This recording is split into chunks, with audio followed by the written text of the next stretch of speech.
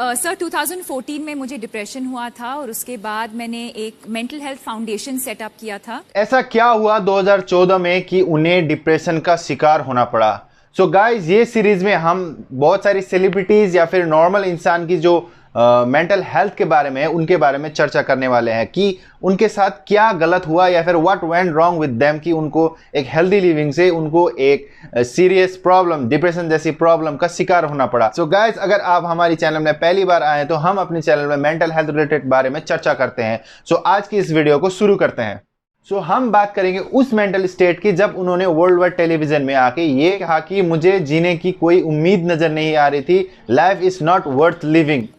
I didn't feel like living anymore. इसका पूरा मतलब यही निकल के आता है कि she want to end her life. 2014 के फरवरी महीने में जब वो हैप्पी न्यू ईयर की शूटिंग कर रही थी, उनके साथ बहुत कुछ चीजें हो रही थी, जैसे ब्रेकअप, उनकी पर्सनल इशू, इनके बारे में हम बात नहीं करेंगे। वो एक आर्टिकल भी छपी थी, आप आर्टिकल देख सकते हैं स्क्रीनशॉट में, कि एक आर्टिकल में उन्होंने बताया कि मेरा जो ब्रेकअप या फिर वर्कलोड के कारण से मुझे डिप्रेशन नहीं हुआ था, मुझे और भी कुछ चीजें थी जिससे मेरा डिप्रेशन जो है ट्रिगर हो गया था। दोस्तों, आपको क्या लगता है कि उनकी डिप्रेशन का मेन रीजन क्या हो सकता है? मुझे कमेंट सेक्शन में जरूर बताएं। 2014 में इनको when she was going through this phase, वो हमारी फिल्म हैप्पी न्यू ईयर में शूट कर रही थी, एंड आई स्वेयर हमें 1% भी नहीं पता लगा कि what she is going through, क्योंकि किसी को भी नहीं। मैं तो बहुत सालों तक सोच रही थी कि इसको कभी ऐसा कुछ हुआ ही नहीं।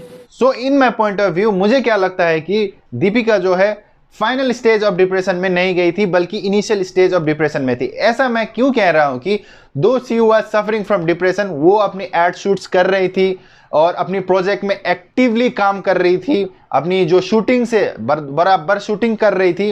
अगर एक बंदा जो डिप्रेशन का शिकार हो रखा हो, वो इतनी सारी काम बखूबी किसी को पता ना चले ऐसे कभी भी काम नहीं कर सकती। ये मेरा पॉइंट ऑफ व्यू है कि मुझे ऐसा लगता है कि उनके साथ ऐसा हुआ होगा। Year after she announced on public platform that yes, she is going through from depression। और आपको बता दूं, she was actively engaged in mental health foundation, जहां पे अवेयरनेस प्रोग्राम जो है अरेंज किया जाता है।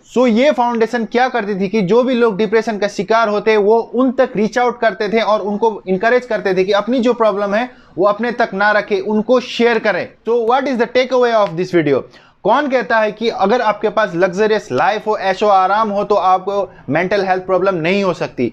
मेंटल हेल्थ प्रॉब्लम, डिप्रेशन, ऐसी बहुत सारी चीजें आपको कहीं भी, कभी भी, किसी भी हालत में हो सकती है। जरूरी यह है कि आप उसको इनिशियल डे में एनालाइज करके उसको मेडिकल अटेंशन दे, या फिर एक्सरसाइज से, डाइट से, न्यूट्रिशन से, जो भी आपके हक में है, आप इस डिप्रेशन को अर्ली स्टेज, इनिशियल स्टेज में ही खत्म करने के लिए जो भी आपसे बन पाता है, अगर आप कर देते हैं तो इसमें आप सक्सेस हो जाते हैं। इस प्रॉब्लम को आप जरूर हरा सकते हैं।